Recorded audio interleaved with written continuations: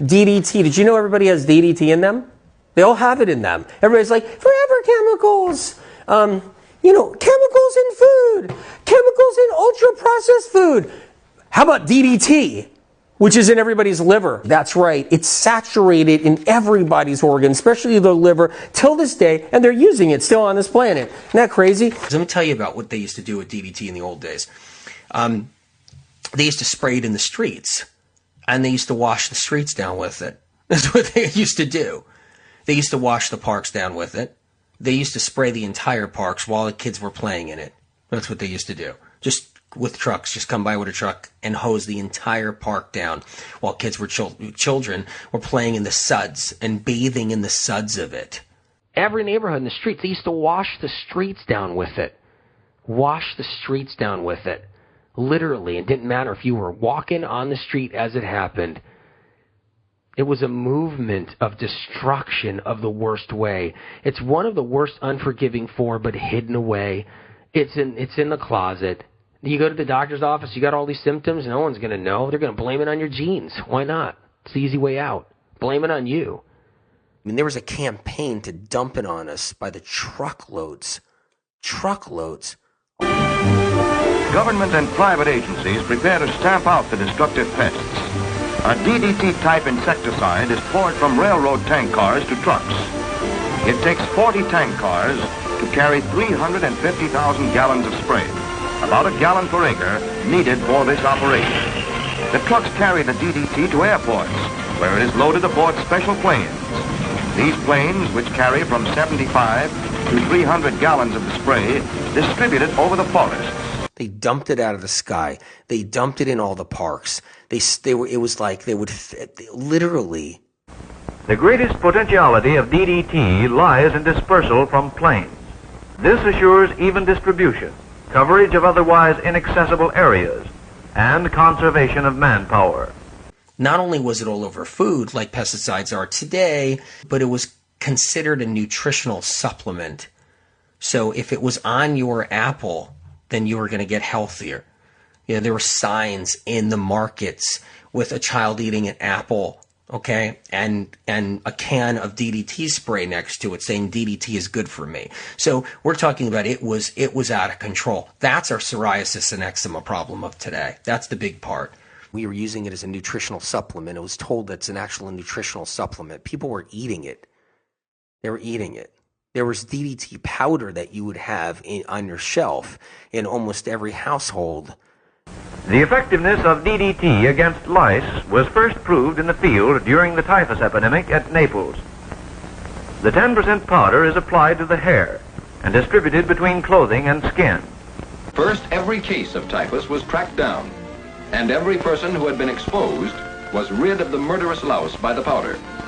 Next, the 40,000 Italians dwelling in the jam-packed air raid shelters were deloused.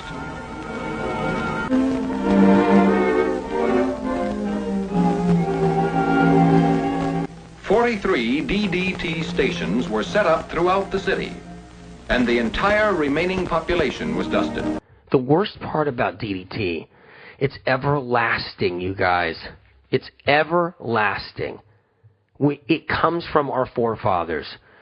Our family, in the past, our families would eat it, sleep in it, breathe it, bathe in it.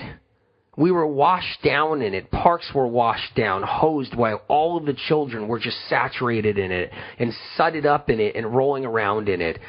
It was sprayed on food. It was considered a nutritional supplement. It was in every garden around everyone's house. But the really sure kill feature of this insect killer isn't simply that it contains DDT. It's the way that it makes sure that bugs get the DDT that's in it. For example, take this liquid form, Pestroy DDT synthetic resin coating, ideal for vertical surfaces. Pestroy liquid coating can be applied wherever insects are found.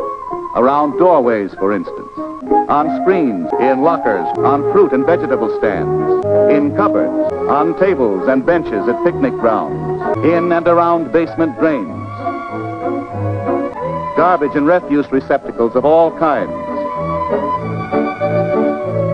cabins and galleys of boats, anywhere and everywhere bugs like to go.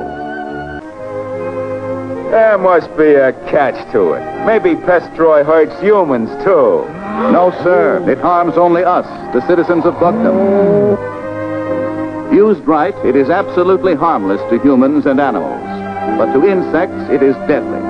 One of the most evilest chemicals of all time, one of them.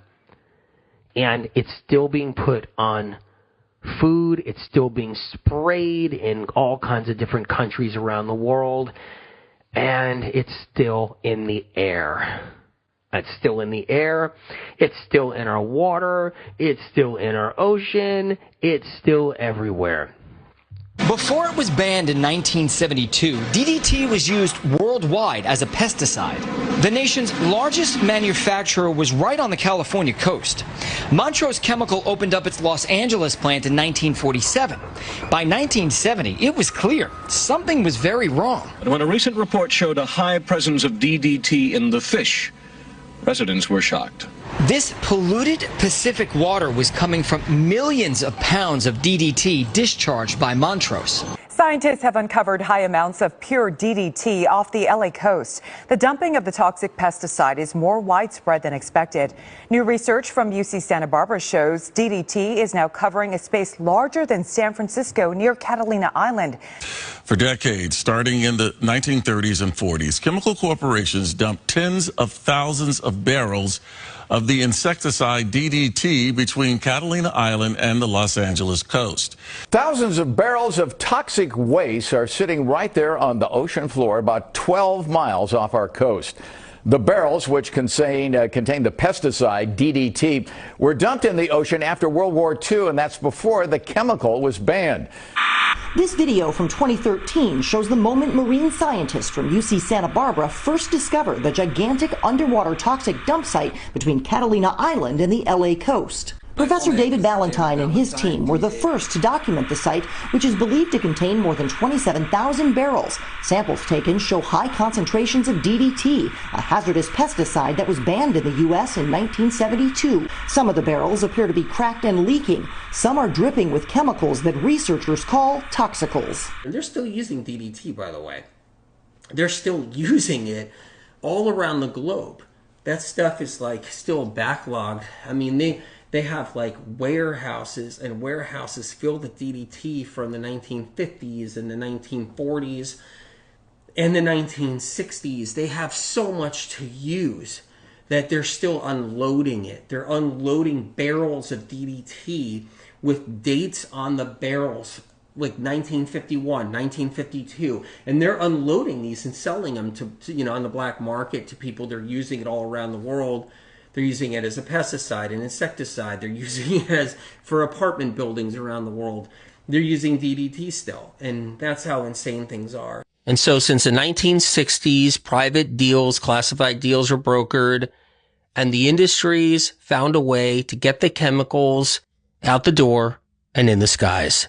Backlogs of old DDT, backlogs of old Agent Orange, backlogs of experimental chemicals gone wrong because of the experimental process of creating them.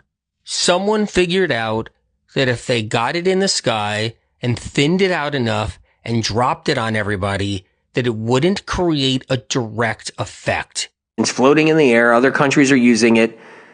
We're still selling it. DDT companies are still selling it just as if everything's perfectly fine.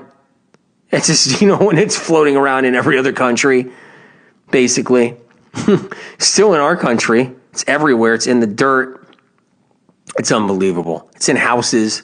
It's in the walls of houses. It's unbelievable. I mean, oh my God.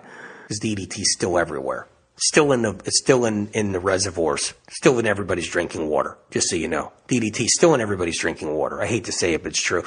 And DDT is still in soils. All organic farms even have traces of it. Without because they're not testing for that. They don't even look for that. No one's testing for that. It's not, but it's everywhere.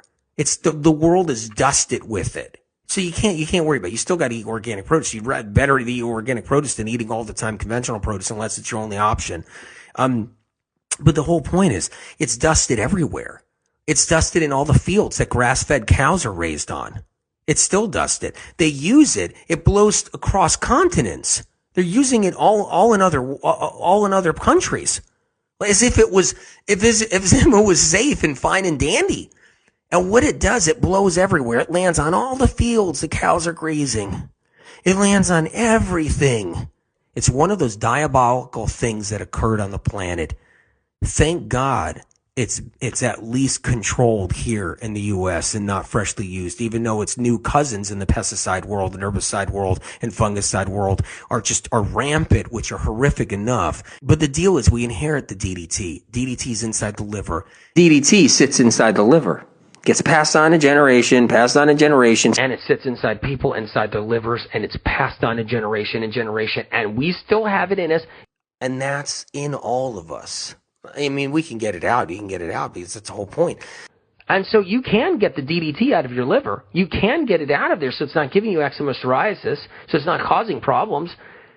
So you can get it out of you so it's not breaking down the immune system. And we can do that. And that's what I talk about in the book, especially life-changing foods, to 50 foods. And I mark which ones take out DDT. Which ones take out DDT and eliminate it and pull it out and extract it from our livers. DDT that you don't even get. I mean, DDT that's from the past. That's literally from your grandfather or great-grandfather. DDT is still floating around in the atmosphere all the time. It blows around from continent to continent, right? We've got all this stuff just blowing around. And when it lands in your soil, when it lands in the soil we grow our food in, it depletes it. So toxic heavy metals and other chemicals coming out of the sky land in the soil every single day, every single night. And then the rain brings them into the soil, into the earth. And it depletes the earth of zinc. It's one of the reasons why we don't have zinc anymore in our soils. Our foods don't have zinc in it. There's no zinc in anything. There's no zinc. It's gone. It's gone. And partly because in the old days, when DDT was spread on the planet, in the old days, and spread all through the U.S. and all over the planet, and still is in parts, DDT had a reaction in the soil. It canceled out zinc. It has a clashing effect. It has a critical interaction effect that nobody knows about. An interaction effect is it literally destroys zinc. So when it rains, and it rains those particles, those fine DDT particles, and it rains them and saturates them into the earth everywhere, nothing's not free from it. But the deal is we inherit the DDT. DDT's inside the liver. It kills the zinc factory in our liver because our liver resides and needs zinc. It functions on zinc. It wants zinc. It manufactures even zinc when it can. It does it all. The liver does it all. So what happens is we have no zinc in us. It's really, really, really low, if non-existent for a lot of people. So taking a couple of tiny drops every now and then could be a wonderful thing. Protect your lymphatic system from viruses.